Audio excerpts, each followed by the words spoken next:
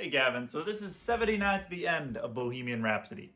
Not a very difficult part. I don't think there's anything in here that you can't handle. Actually, I know that there's nothing in here that you can't handle. So what I want to talk about in this video is just bringing out some of the nuances of this part. So the one thing that's going to make a difference for all of that, in my opinion, is breathing. What are you doing with your breath to make sure that you can support all of these different changes? So for me, I like to put my breaths in a few specific places. In measure 80, right after that half note. In measure between 82 and 83, I honestly breathe at the end of 82 and then again at the end of 83. Because I can't play 84 or 83 unless I take a breath before it. And once you get to 84, you really want to try to connect 84 all the way to 88 in one breath. So for that reason, taking a breath at 82 and 83 at the end of each of those measures is not a bad idea.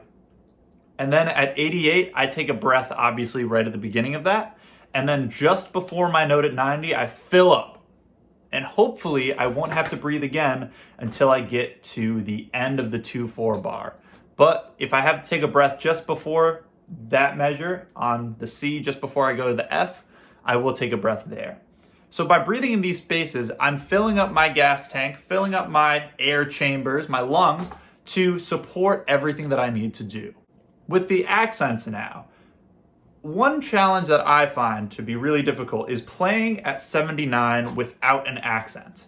It's so easy and so tempting to just jump right in there at 79, as loud and accented as you can. But if you look at it, there's no accent there. It just says stately. I still want you to put a little bit of an accent, right? It can't be with no accent, but make sure you're leaving some room so that when you get to the middle of measure 80 and you switch over to these quarter notes, you can make a difference. Make the change happen.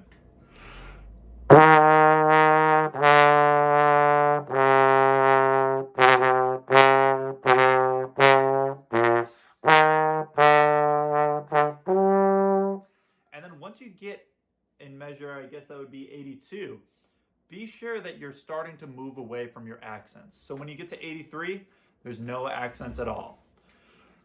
And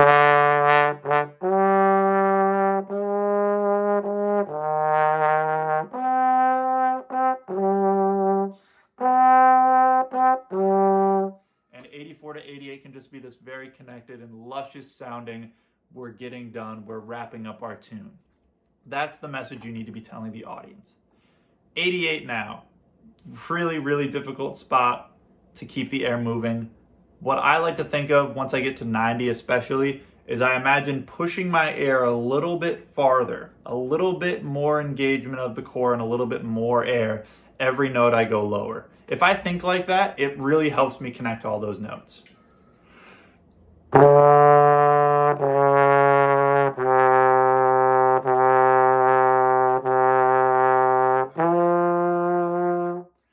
And that's really what you're looking for there, is a nice connection, as though it's just a line being drawn from that D all the way down to the C, and then suddenly ending on that F. And once you get to the very last note of this piece, try to be singing that note before you even play it. You just came off of it, right? Hum it. That way, when you start the note, it's exactly the pitch that you want it to be.